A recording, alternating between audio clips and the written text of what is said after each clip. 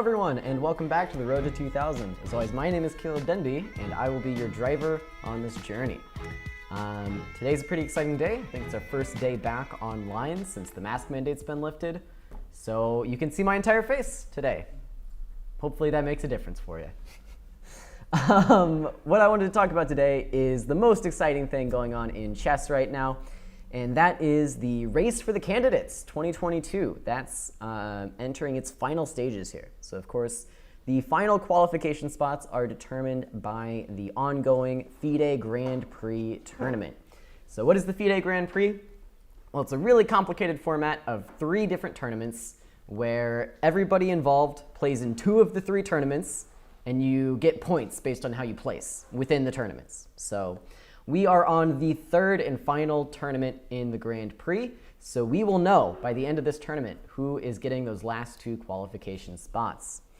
Now, if you follow chess politics and world politics, you might have heard that Sergei Karyakin has also lost his candidate spot. I believe that is going to the next highest person on the active rating list. So that might go to Ding Liren, but he might need to play some more chess in order to actually qualify for it, because I think he's inactive. So that's up in the air, but what we're focusing on are these Grand Prix spots, getting there the way it was designed.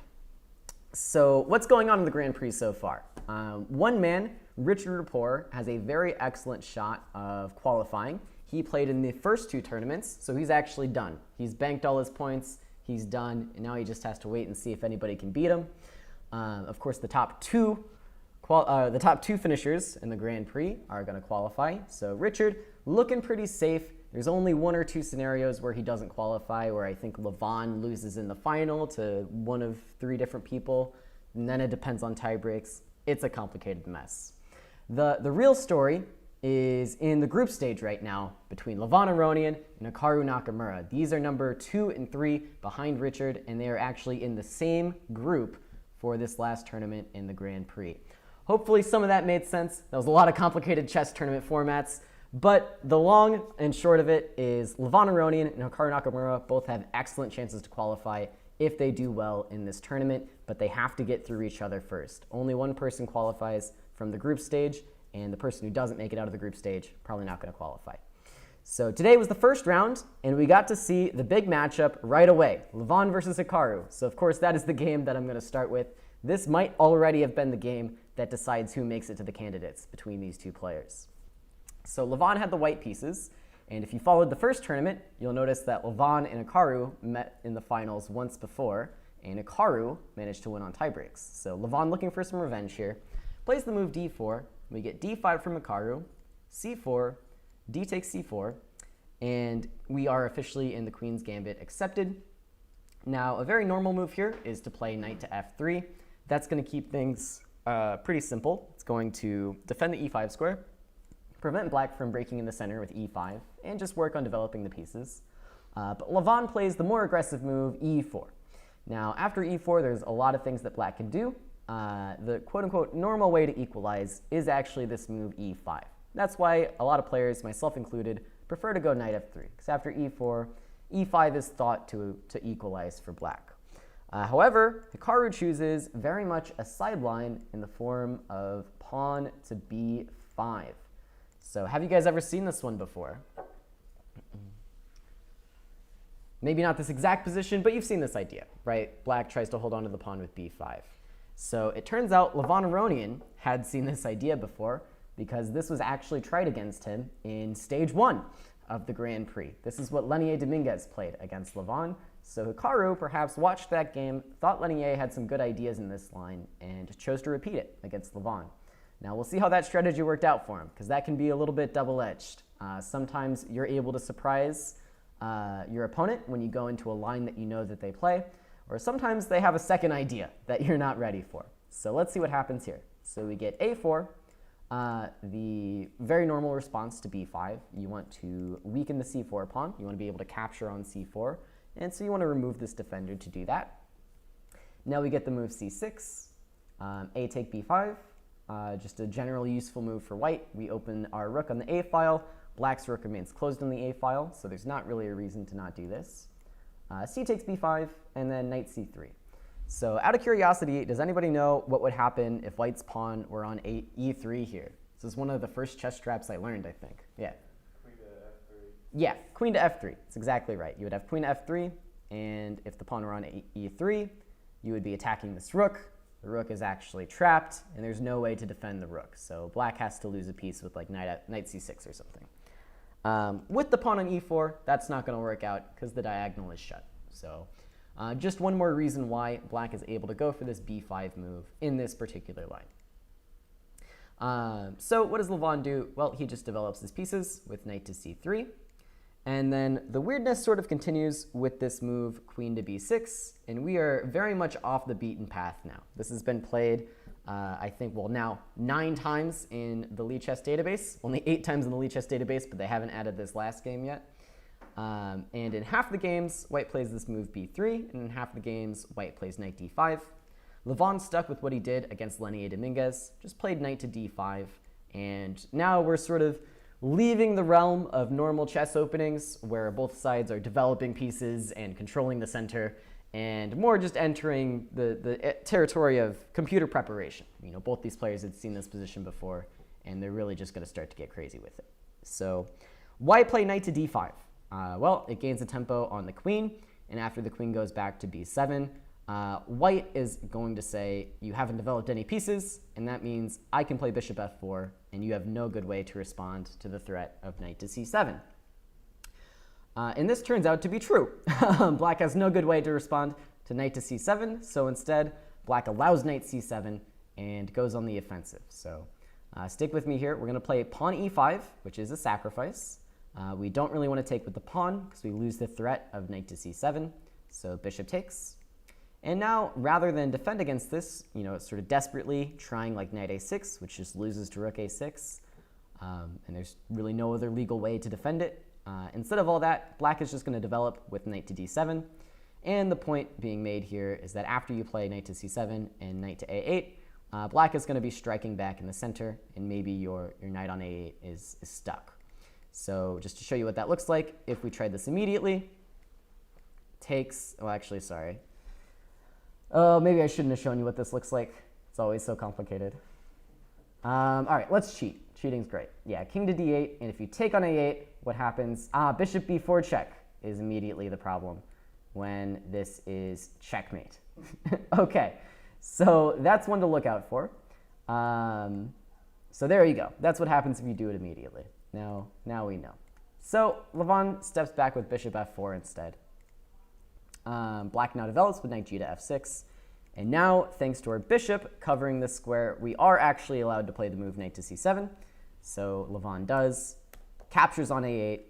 Hikaru, rather than playing bishop b4 check first, just starts with queen takes e4. We get knight to e2. Then Hikaru does have to recapture the piece. And due to the forcing nature of those last few moves, this is really the first option. Hey, Levi, come on in. Join the class. You didn't miss much. We're just talking about the Grand Prix that's going on right now, the professional tournament, the Grand Prix, and the fight for the last candidates' qualification spots. Okay, so queen takes a8, and this is really the first opportunity for either side to deviate. In the game against Lenier Dominguez, Levon played this move f3, and it turned out to be a pretty crazy game. There was a lot of back and forth. Levon was winning, and then he wasn't, and then he was winning, and then he wasn't, and then he ended up winning the game anyways. But here, Levon decided to surprise Hikaru first with queen to d2, which is not what was played against Lenier. Just to show you how the game against Lenier went, white played f3. What's the point of f3? Well, you're probably not going to have enough time to castle, so it gives your king the f2 square. It also helps defend against knight e4, knight g4 ideas, and you'll see in the game that after knight to d5, white slowly but surely starts to untangle. Goes knight g3, king f2, bishop e2, rook e1, and he just barely gets the pieces in and is able to run away with the king. And then here, actually, Lenier had already done enough wrong that this is just entirely losing. Why is it entirely losing? Well, black's king is actually the more unsafe one in the position, being stuck in the center. And of course, materially, white has an extra rook for a piece here, up in exchange. and is able to just very concretely open a bunch of files like b3, and files are just going to get ripped open here. And the tactics work out in Levon's favor, and then eventually, other things happen and the evaluation changes a bunch of times. But opening went well for Levon. So I'm not sure where Hikaru was hoping to improve on Lenny Dominguez's line, but we'll never know because Levon chooses queen to d2 instead. Doesn't play this move f3, chooses queen to d2. So you're not going to surprise Hikaru with the first deviation. He knew what he was doing. Goes knight d5. We get knight to c3 now. So a very different line than f3 so far, rather than going this way with the pieces and trying to hurriedly run the king over. You see Levon just taking a more normal approach to developing. Just going to bring this bishop out to e2 most likely, and just try to castle kingside. Bishop b4 is how Hikaru keeps up the pressure, looking to bear down on the e file and keep pressure up over here. Piece trades are obviously going to be good for white because white's behind in development and is up in material. We do get bishop e2, and now after rook to e8, Levon deviates again with bishop g3. If you ask the computer here, which I'm going to flip it on, it likes king to f1 the best. Maybe this is what Hikaru had in his preparation, but bishop g3 actually isn't much worse at all. White does have a few options along the road here. So bishop g3, and I think this was the first moment where Hikaru started to spend some time. So whenever you're playing a crazy opening like this, it's never good when you're the first one to start spending time. So Aronian does win the opening battle here. What does Hikaru play though?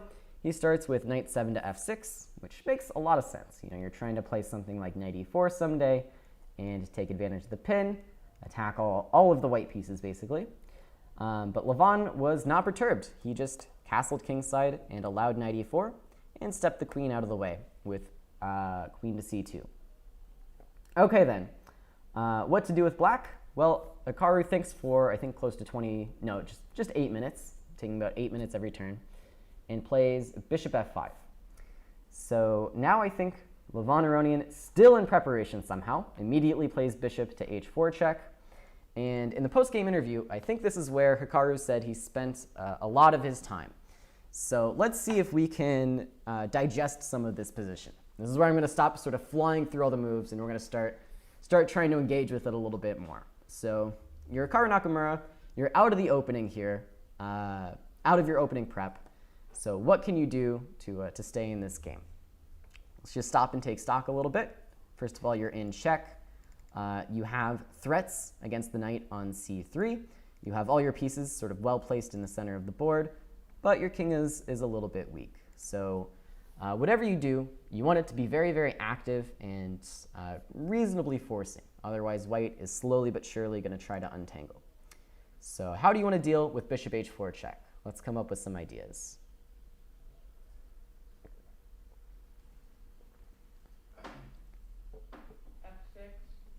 Yeah, so f6 is probably the most natural idea, right? You just block the check and you give the turn back to white. G5, yeah, G5, as the in-person audience and actually Alex in the chat says. Yeah, I think Alex is nearby.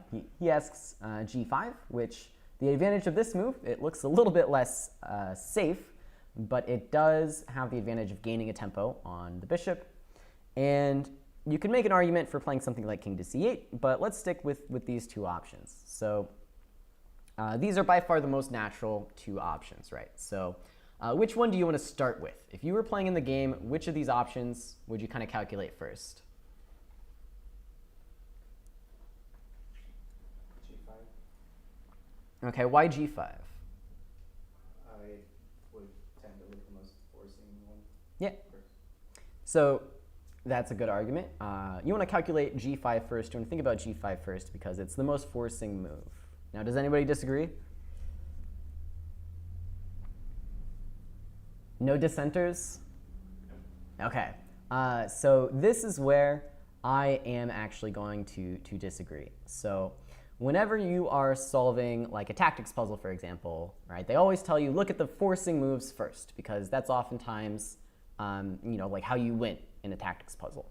But I think that this advice isn't always what you should do in your over-the-board games. So yes, if there is a simple win, then it's useful to look at the forcing moves first and see if there's a simple win. However, it doesn't take long looking at g5 to understand that it's not going to be simple at all, right? This position is just not even remotely simple. There are a lot of different moves you can calculate, and we'll get into some of those momentarily. But it's going to take you a long time to decide if g5 is playable, because it's very risky, right? This pawn is on a square where it's attacked. You have to calculate bishop g5. You have to calculate what's happening there, because if knight g5, then queen f5, obviously. So there's a lot to calculate with g5, is what I'm saying. Whereas if you start with the move f6, this is the quote-unquote simpler looking move, right? You want to start with the normal move in a lot of instances. And now you don't want to spend like all of your time on f6, like just thinking on about f6, but you at least want to check this move. You want to say, okay, is my position okay if I just play f6?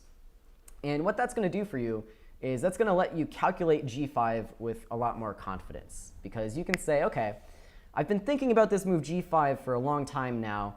I'm not really coming to any conclusions. I guess I should just, rely on this f6 move that I've already thought about. It's sort of like a safety net that you can, create for yourself by thinking about the normal moves first. Now, again, you do want to check the forcing moves. Like you want to check knight c3, other knight c3, bishop c3. Okay, well, those are illegal here, but you want to check those kinds of ideas very, very quickly. But I wouldn't suggest doing like a deep dive into like calculating out g5 before you even really consider f6.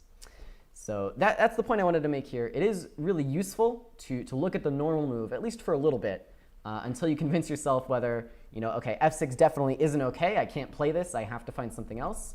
Or, okay, f6 looks like it might be okay. Let's see if I'm winning with g5. However, what Hikaru did is spend a lot of time, about 20 minutes, and then play f6. So in the post-game interview, he said he spent all that time calculating g5. So I guess let's look at it. What's going on after g5? What's going on here?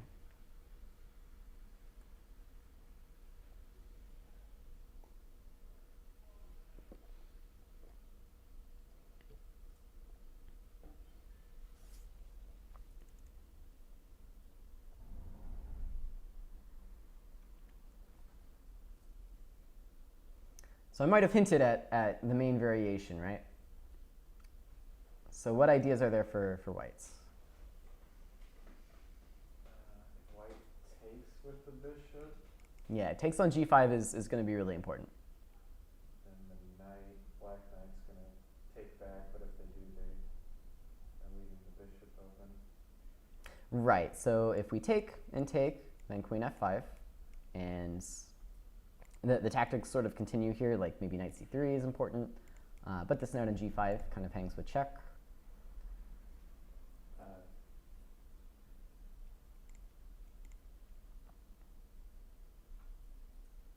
could also play, if bishop takes, maybe look at f6 too.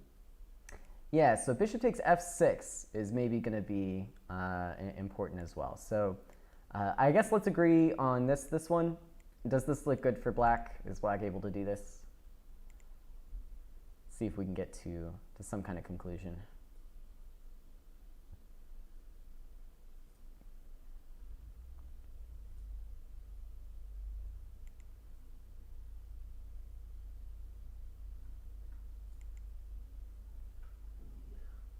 It's actually not so easy to tell.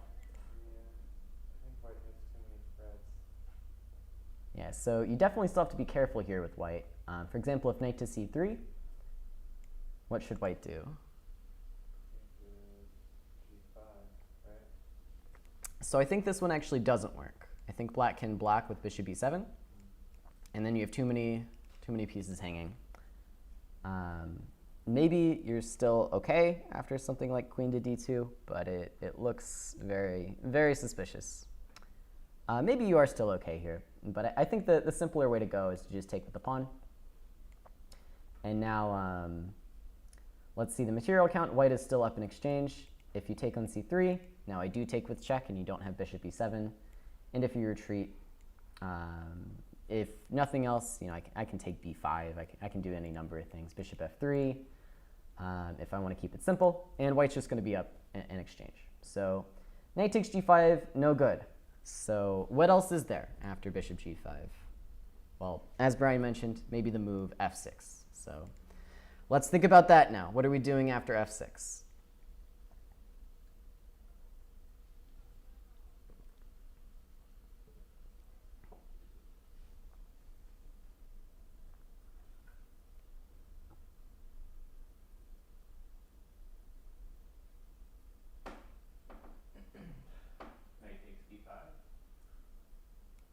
Okay, d5 you said? Yeah. Yeah, so that's definitely something you have to calculate. So I guess we can start with that. I also want to ask what happens if white does the simple thing and retreats the bishop. What is actually black's threat? This is always a useful question to ask. Like, if white just wastes a tempo and saves a piece, what is black actually threatening?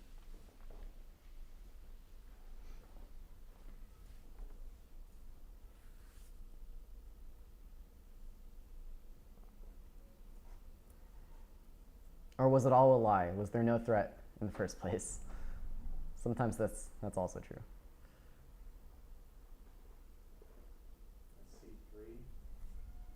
C3.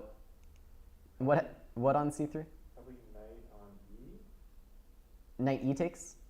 Yeah. Or d takes? D. D takes. Okay, and then white takes back. And takes what one of the other pieces pointed at it. Other knight. Yeah, okay. Other knight takes, and maybe queen f5. Take bishop on E2 then. With the knight or the rook. Always options. Knight, because it's Yeah. like check. So that's check, and then, okay, king h1. And where do we kind of stand at the end of this line?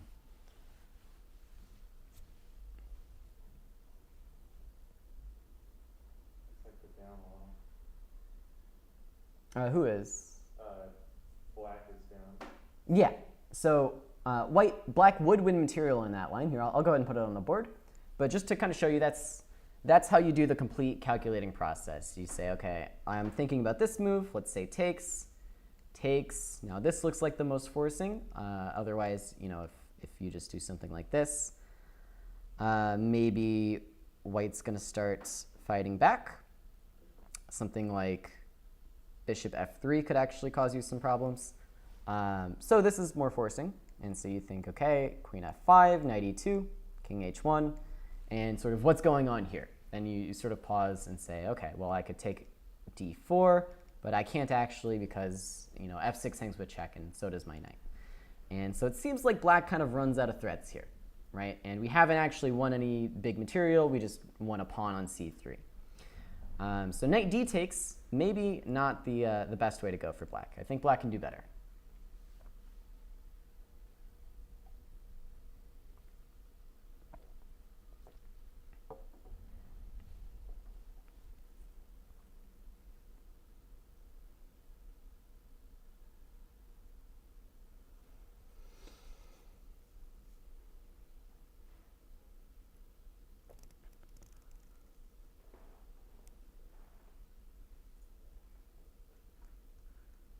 So you found the critical pattern, which is that this bishop on e2 is going to end up attacked if we take on c3 with a knight, right?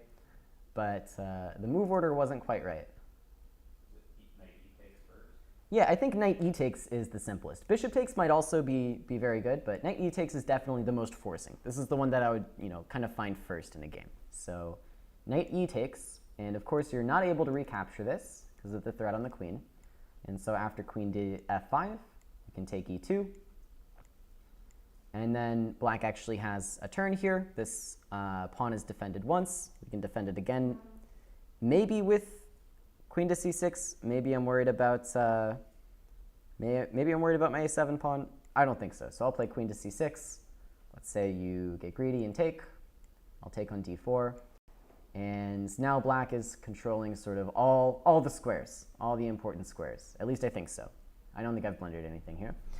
And what is the material count? Well, we have 2 knights for a rook. So black is no longer so unhappy about the material, and we have a lot of pieces around our king to help defend. So knight e takes, I think, is what I would find first. Bishop takes might also be very good. Let's go ahead and cheat. Let's see how we did calculating. Yeah, bishop takes very strong. This line also very good. Also very good. And here it actually likes a5 above all the other moves, just to keep this rook out of play, which I guess makes some sense. You do lose this pawn, but it does not matter because your queen and rook can defend against the lone queen, and the other rooks are shut out. So there you go. We're professional calculators. Look at us, we did it. So what's the deal? What's the deal then? White cannot play the simple move bishop h4. That's what we just determined. So in a game, that's sort of what you want to be thinking about maybe first. Thinking, okay, well, is this even like worth continuing? Like, what if white just ignores me? Am I doing something? And the answer is yes. So now we have a really good understanding of what black's threats are. We're threatening to go knight e to c3. We're threatening to go bishop c3, followed by knight e to c3. And we're also attacking the bishop on g5. So we understand what black is threatening now. So now that we know that, now it's a little bit easier to find some options for white. So how can white try and deal with these threats? What is white going to attempt to do?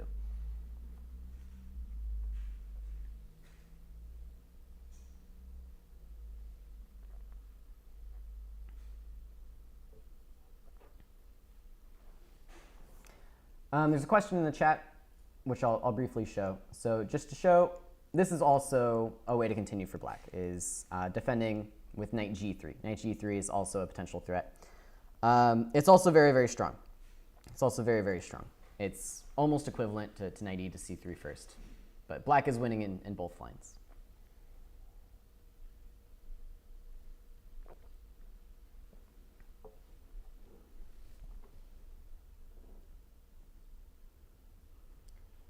Do we need to look at bishop takes f6? Yeah. Yeah, I don't know how we can retreat while avoiding the complications we look for. Right. So one of the threats is to take on g5. So bishop takes f6 has been suggested, which is just sort of tossing the bishop. And in exchange, we get a tempo to do something with our knight, right? So let's say bishop takes f6. Black has two options, I guess. This one is, I think, pretty clearly no good because of queen f5. Although, as I'm saying that, maybe bishop c3 is still going to be somewhat annoying. I kind of doubt it. I kind of doubt that it's so annoying. I think bishop c3, we can just take. If knight c3, by the way, that leaves this knight behind at the end. So bishop c3, bc3. If you end up taking here, yes, you do get two knights for the rook. But the difference now is that my rooks are actually kind of invading. And that's going to cause you some headaches here for sure, especially with your queen on a8. So that leaves this other option, and the question is this one good enough for black?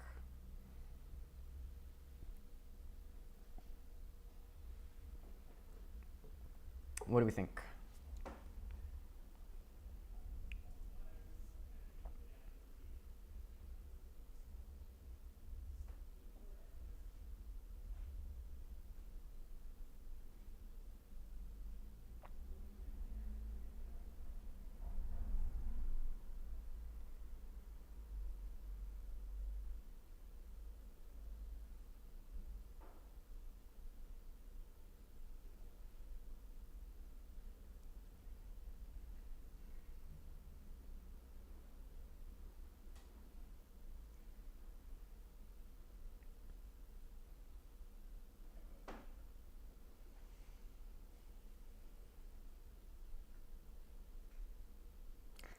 So it looks like it might be, right? It looks complicated for sure, but it looks like white doesn't really have a good way to continue here. There's not really like a stellar defensive move that's going to solve everything. And by the way, you have already sacrificed your piece back. Maybe you can play something like bishop to f3, and that's going to keep the game going because this pin sort of counteracts this discovery in some really, really strange strange looking way. But I'm not so sure that you've actually achieved much. For example, I just play like queen to b8, right? I just unpin. Seems like you're going to have a lot of the same problems, and black has already regained a piece. Again, is going to have, in this case, a bishop and a knight in exchange for a rook. So knight, d to f6. Like I'm not 100% confident that black is like crushing here, but it looks like a defensive move isn't really enough. So maybe white has to try an active move. So what kind of active ideas would white be able to consider in a position like this?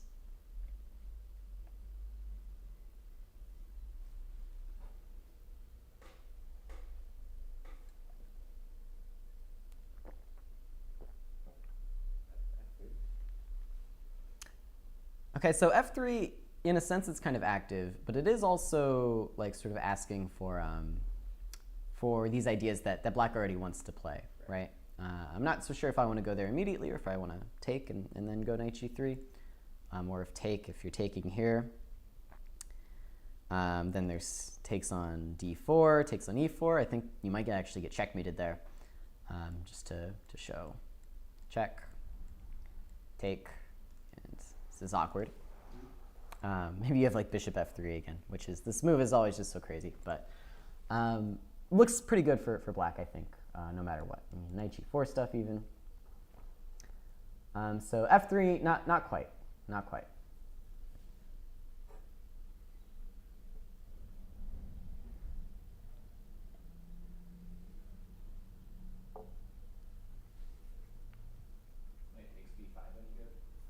Yeah, so knight takes b5. This move sort of comes out of nowhere, right? Like, it's definitely not first on your list, but when you sit at the position a little bit and you think about what you can do to get active, knight takes b5 definitely is going to come to mind eventually. Now, why this move? Well, number one, it removes the knight from these threats of capture. Number two, you'll notice that in all these lines where knight g3 is happening, you don't really exactly have a good move with the queen, right? Your queen is sort of just stuck back here. And so with knight to b5, you actually introduce this idea of queen takes c4 as well. And once you start seeing this idea, you might start to get some hope for white's position. Because up until this point, it has looked pretty rough for white. But now that you see queen takes c4, like, let's say, for example, knight g3 happens here. You take on c4, and yeah, black gets this with check. You move out of the way. But all of a sudden, it's black who has some problems to solve. This bishop is hanging, and let's not forget that queen c7 is a checkmating threat. So we can see how this idea might become very, very useful. Now the question is it useful enough here? Because what on earth is going on? If we count the pieces, black, I think, has 3 pieces in exchange for a rook right now. Maybe they can give one back somehow. Maybe they can survive this. But now that we've seen this idea of knight to b5, I find that it's useful sometimes, once you've been spending some time on a line, to just go back to the beginning and sort of recap from here. So after f6, with our new bucket of ideas, considering moves like bishop f3, considering moves like knight b5, maybe there's something else we should consider before bishop f6.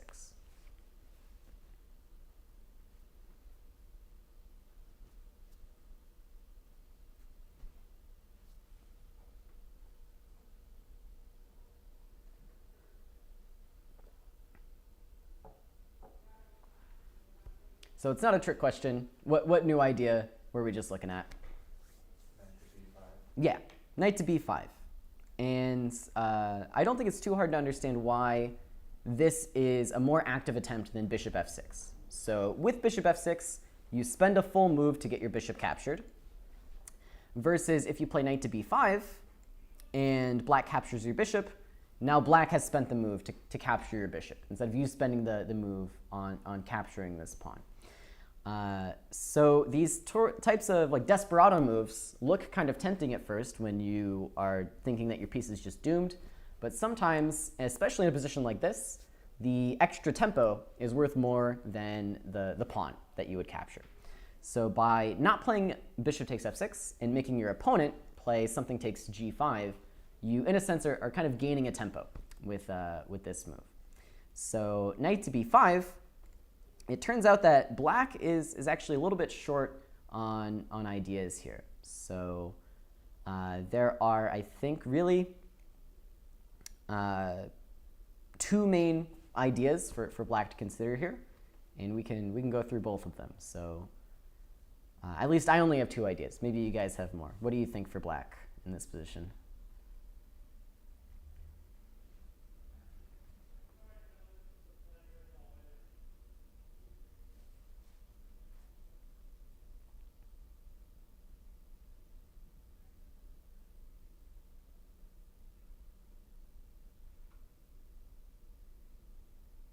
Okay, the chat's first idea is one that I did not consider, so off to a good start. I guess that is an interesting idea, though.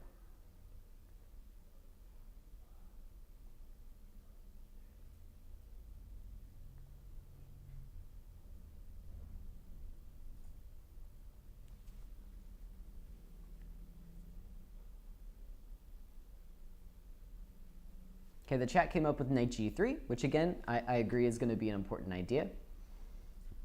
It threatens to win a piece because we gain a tempo on the queen and we attack e2. So we will definitely have to keep an eye on knight to g3. And then what else could black try just to win the game?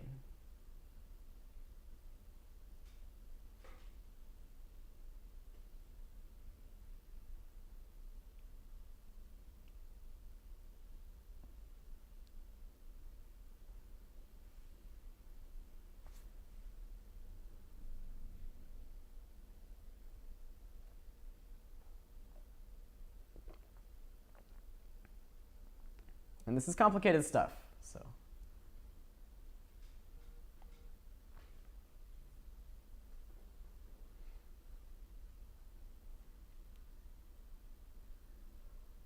All right, any ideas? I heard an intake of breath. I mean, I'm just afraid of, I'm afraid of rook takes a7, so it's like Yeah, so. Yeah, okay. So there are defensive moves like rook e7. The chat also suggested this idea, which is a very defensive move. But yeah, what I was looking for is just knight g3 is an attacking idea. F takes g5 also just captures a piece. And it turns out that both of these moves just aren't going to be very good before we look at the defensive ideas. So knight g3, for example, the queen's attacked, so we do have to do something. I'm thinking we can just take on c4. And it's true that you do get to take this piece with check, but as you were pointing out, this threat of rook takes a7 turns out is going to be really, really important and really difficult for black to stop. So I think that white is just close to winning here again. Although now that I'm looking at it and I am unassisted by computers, it again looks incredibly complicated to just try to understand from a human's perspective. Like now I'm thinking maybe your move rook takes rook e7 might be worth trying. But I think at the end of the day, we're going to go knight a7 and we're going to be trying to come into c6. And if you take, I take back. And if you take, I can take on d5. And again, you're running into this issue where your pieces are just sort of scattered and your king is wide open. So knight g3, I don't think is going to be good enough. We can ask the computer to make sure I'm not lying to you guys. Okay, it turns out queen takes c4, white is slightly better, but bishop takes f6 is the way to go first, and then queen takes c4, and this makes a lot of sense. It just makes these threats a little bit more severe. And the point now is that this is hanging, and if you do try this move knight to d5, then rook to a7 is going to be crushing. So knight g3, no good, because we can distract the knight with bishop f6 in that case. And if you do go f takes g5, then yes, this move rook takes a7 is going to be quite good. If you get hit with queen c6, we just take on c4. And it's true that black has gotten the piece, but in return we have 1, 2, 3 pawns and a rook for 2 pieces. So white is just going to be quite a bit better here. And I think something similar happens after knight to d6. where we should be able to save enough material here to just be sort of statically better with white. You know, we can save some stuff. Yeah, you go queen a4. If black tries to capture the piece now, we can take. If take, apparently queen a5 check is strong, so rook takes e2, and then we take on f5, and the pieces start to come off. We actually have to go f3 here, rook g2, queen b7, and then we get in with queen a7, and it's like +1. All right, white's doing great. So it turns out knight to d6 I think is actually the best idea, which somehow I missed this when I was doing some prep, but yeah, knight to d6, and white is somehow ending up on the plus side of things. So if you're normal people like you or me, we spend like 25 minutes and then eventually ask the computer to help guide us along, and then we realize that g5 is no good. If you're Hikaru Nakamura, you spend 20 minutes and you're like, yeah, okay, yeah, I've calculated enough, and you go f6. So hopefully that gave you guys some insight into how calculating in these super complicated positions can work, right? You just sort of break them down into a few different ideas, and you try to see how those ideas can work with each other, and you see how they work in different lines. And that's how you can start to arrive at some kind of answer in these positions. So once again, just to recap how we got there, we saw g5. We said, okay, so if takes, starting with this, knight g5 is no good, so we're going to think about f6. From there, in order to get a good feeling for what black's ideas were, we said, okay, well, what happens if white just retreats the bishop? Then once we understood that, you know, knight g3 taking on c3, these are black's ideas, we started to come up with this nice active idea of knight to b5 to help fight back and help stop some of these ideas that black has. So that's how it sort of all flows together in these complicated calculations. You go from one step to the next and eventually arrive at some kind of an answer. Now, is your answer always correct? No, but hopefully that gives you some kind of a roadmap for taking these kinds of positions on. Okay, instead we get pawn to f6. And now Levon Aronian, I think very quickly again, plays this move bishop to f3. So because black has not gone crazy with the king side pawns, we don't have quite as much freedom to go crazy over here on the queen side, because we just have less pressure around the king with this sort of diagonal intact and these pawns intact. So Levon chooses the defensive idea of bishop f3 instead. So what does this do? Well, we're taking a look at what black's ideas were, knight g3 and knight c3. Both of these help rely on the idea of the bishop on e2 being hanging. So we put the bishop on f3 instead and make it a little bit more awkward for black to move these knights. Hikaru finds the move bishop takes c3. Levon, of course, captures back.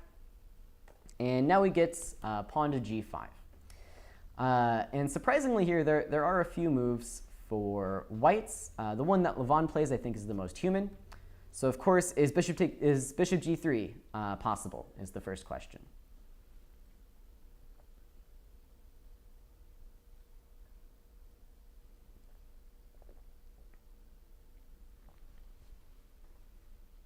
I'd say no, because if he takes back knight, your rook and your queen are intact. Yeah, I agree. So bishop g3 is no good because, again, black does still have this idea of knight takes g3 when you can't recapture because the queen is attacked. So it just looks good for black. So if we can't do bishop g3, how are we going to solve our problems here? How do we ever escape?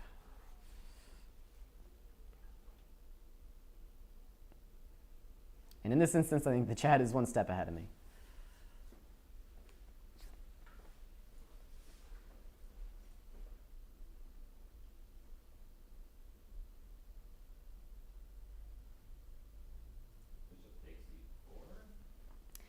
So bishop e4 is a good try, but I think black does keep the tempo here. Black keeps the tempo with bishop takes. What about one of the, I guess, rook fe1? Yeah, rook fe1 is the human try. And this is what Levon plays in the game. And this is the first moment when he really spent a lot of time. So I think maybe finally he's playing by his own brain, as they say. So why rook f to e1? Well, one of the problems with knight g3 was that it attacked our rook as well. And so we would probably rather, number one, we just want to get this rook in the game. Number two, help step out of some of this idea. Number three, it also makes a counter threat to g takes h4, right? We're threatening to take back on e4, regaining the piece. The computer says, pieces don't matter. You're all idiots. Play queen b2, go take on b5 or something and play the game. But rook fe1 makes sense. Hikaru comes up with this move, knight to f4. So what's the idea of knight f4? Well, number one, it adds a defender to e4. So this knight is no longer hanging. And since this knight is no longer hanging, it renews the threat against this bishop on h4. So what's the big idea now for Levon Aronian? Let's see if you can find the winning move.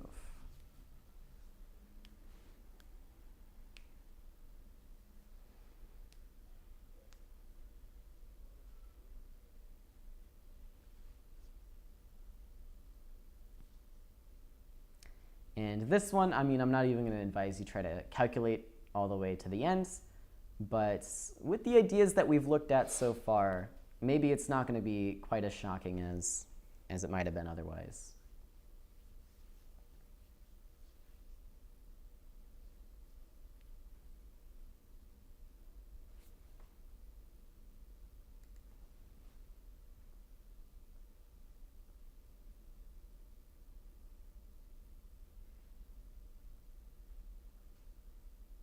Bishop g5, is it? So I did not consider bishop g5. I think maybe here, so you're hoping for like knight takes when all the things are happening, but I think black instead would just play pawn takes. And now again, we've kept this knight defended. I'm not sure what the next move here would be for white.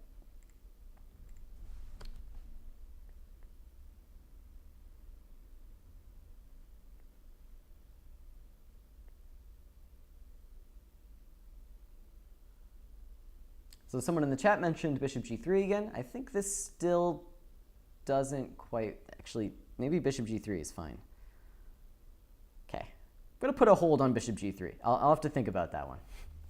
I was going to say it doesn't work because I think knight g3 is still good, but maybe white is actually close to winning there after just rook e8, queen f5, and bishop a8 ideas. I don't know. I'll have to think about it.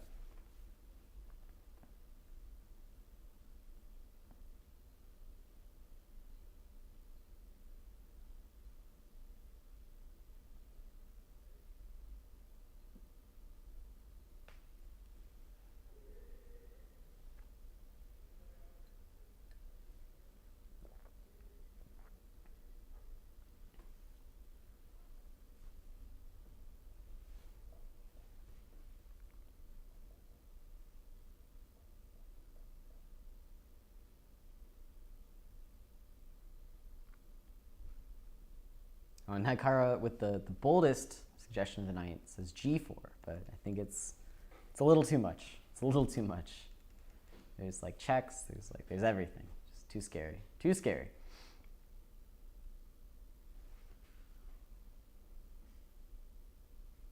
Does rook a7 work, or is that insane? Okay, so you're thinking rook a7 with the idea of diverting the queen from the knight, right? So this would be a really good idea if we weren't back rank mated, but I think we are actually back rank mated here. Yeah. So yeah, if not for queen a1 at the end, I think this would make a lot of sense. Because even at the end of the line, we're sort of on the knight, so this move is no good, but we do actually get checkmated, unfortunately. Yeah, a lot of my ideas are pretty good, except for Except for the checkmate, yeah.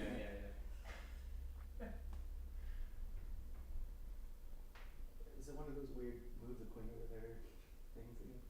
Yeah, so in this case, once again, now is the correct moment to play the move queen a2. And the point is, we just come in and capture over here on the queen side. And outside of really deep calculation, which is obviously involved, although Levon spent all of 3 minutes on this move, you can arrive at this kind of move by sort of understanding that you have a little bit of leeway to work with here, right? You are actually still up in exchange for a pawn in the position. So black winning one of your pieces is actually not the end of the world. Then if black wins one of your pieces, you have 2 pieces for a rook. And if you end up in that imbalance and you're able to like invade and capture all your opponent's pawns, it might end up being actually quite good for you. So let's think about what's going on here. If black were in fact to play this move, g takes h4. Let's see what's going on. So I think it is actually a little bit simple. I'm not going to ask you guys to calculate this one out. I think we can just go queen a7 here.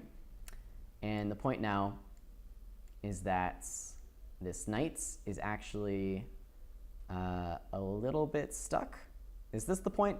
I think we might need to give a check first. All right. It's too late in the lecture. We're going to ask. It's queen a5 check. Yeah, queen a5 check, and then after king c8, we take over here. And we're attacking this guy, we're attacking this guy, we're attacking all the guys. Of course, if you step up, now I think we can take on a7. Nope, that doesn't work. Okay, we still take on b5. And after this one, now we can take here and go queen c7, and we're mating along the 7th rank. Okay. So complicated stuff. But yeah, queen takes b5 here is pretty sensible. And if you try to save all the pieces, you can go check and take, and you are pinned and attacked and losing the chess game. So sad. So queen to a2 is sort of the devastating idea, which is why Hikaru came up with the move queen to b7 to defend the b pawn, because the key lines sort of revolve around taking on b5 here. And now Levon does just play this move, queen takes a7. In the post-game interview, Hikaru was actually very critical and was suggesting, like, after queen a5 check, he would just resign or something, which these lines still remain a little bit complicated. What Levon did was enough to get into a much better endgame, which should just be winning. Hikaru felt that this move gave him more drawing chances in this kind of endgame, but it was enough for Levon to go on to win. So takes was played, and now if you do want to take here, I think you no longer lose by force. No, you do lose by force to check when I can take this guy and take this guy. Okay, so that's why rook e6 was played, to step out of this idea. And now Levon simply simplifies, and Hikaru is able to use these passed pawns to win a piece back, like so. And then Levon is able to just win this endgame with these 2 extra pawns, thanks to all the weaknesses on the black king side. Just to show you what that looks like here, he pushes b6 and d5. They dance around for a long time. Hikaru is able to pick up the queen side pawns, but in return, they end up in this position, where after bringing the rook to a1, just want to highlight this really quickly. The rook is a long-range piece, and in these endgames, you very, very often want to be checking from very, very far away. You want to be using your rook from far away. That way, it's not going to get hassled by the king or the knight, and has a lot more freedom of movement. So in the game, he goes rook d1, rook d2, trying to do a little zugzwang, then moves the king up, eventually plays f5, and is able to invade with the king, and eventually sacrifice to get this winning position after king h7, king f4, when king h6 is the way to win. Just to show you, I think there were other easier ways to win. Well, not easier, but other ways to win as well. I think he's also winning after f6. I think he's also winning after most moves here. I think it's hard to not be winning in this position. Is f6 winning? f6 is not winning. f6 is winning. f6 might be winning, but why bother? Just transpose into the winning endgame. I think f6 at some moment was winning. Yeah, f6 here was winning if you don't want to go crazy with this other kind of stuff. Because now black isn't defending this pawn. So that was the crazy game between Levon Aronian and Hikaru Nakamura today. Absolutely wild stuff. Hopefully you learned a little bit about calculating and how you can kind of try to organize your thoughts from this game. That was sort of my goal with it going in. With the last few minutes, I want to actually show you guys a position between Richard Rapport and Dmitry Andreikin from the previous leg, unless you guys have questions for me, because this was a very complicated game. The focus I want you guys to take away from it is that idea of how to calculate in such complicated positions. But any questions on the game, on chess, on anything at all? Anything? Yeah, Justin? So you said this was a winning endgame several moves back. It was very much not clear to me. Yeah. No, I mean, it's not clear, which is why Hikaru thought Levon shouldn't have gone for it. But I just know that this endgame is winning because I've looked at it. I wouldn't know off the top of my head that this was winning either, to be honest with you. Just to give you sort of a general rule of thumb for these kind of things, when you have a rook against two minor pieces, the two minor pieces are generally a lot better in the middle game when they can work with other pieces and coordinate. Once you get to the end game, the advantage of having two pieces, it still is better than a rook in most instances, but it's often much less important. And so the number of pawns does become sort of more important than having two pieces for the rook. And in this case, having two pawns in the rook for the two pieces, along with the fact that all these pawns on the king side are weak, is enough for Levon to be winning. But yeah, that's a great question, because I agree that's not obvious at all that this is winning. Any other questions? Okay. Well, in that case, we do have 4 minutes left, and I just want to show you what kind of a monster Richard Rapport is. So they played this boring game. Oh my god, it's so boring. It's so boring. Nobody wants to see this. Nobody wants to see this. And then all of a sudden we get to this position. And Richard Rapport is making threats against e6. Andreikin plays knight e4 to try to stop those. And Rapport plays this sort of annoying move, f3. And it turns out this move is very, very threatening. If black were to just retreat the knight, white is planning to go rook e1, and it is illegal for you to defend this pawn another time. You can try. It's illegal. I guess you could play rook e4, but that's the only way. And so because of that, black is close to losing if you play something like knight f6. So instead of retreating the knight, Andreikin comes up with this repetition idea: rook to c3, rook to d4, rook to c3, rook to c4. And then because Richard Rapport is just a calculating demon and monster, he plays queen to e5 here, which looks really good. Looks really good. You're threatening to take on e6, but it does allow knight to d2, which attacks your rook and attacks this pawn on f3. And if you move your rook away, then you lose a queen. If you move your rook up, then you get checked, and you're actually in quite a lot of trouble here. Quite a lot of trouble. So after knight to d2, Rapport had calculated f5. And then the lines here just get absolutely insane. Queen to b6 check was, I think, the easiest way to draw for black. And after king h1, knight to f1, white has to find f takes e6. Then black has to find king to g8. And then white has to go for this absolutely absurd repetition where we can check with the queen. And the king can never take on e6 because we win the queen. So Rapport, I guess, had this repetition in his back pocket. He calculates all of this. He says, yeah, I'm totally fine here. Andreikin tries this move, knight takes f1. We get f takes e6 anyways. And then somewhat shockingly, king to g8, no longer good enough to draw. King f8, obviously not good enough to draw because, obviously, whatever. I think queen f5, queen f7 is why. King to e8, played in the game, also not good enough to draw. He had to find this move, king to e7, which on the surface looks like the worst of all the options, hanging this pawn with check.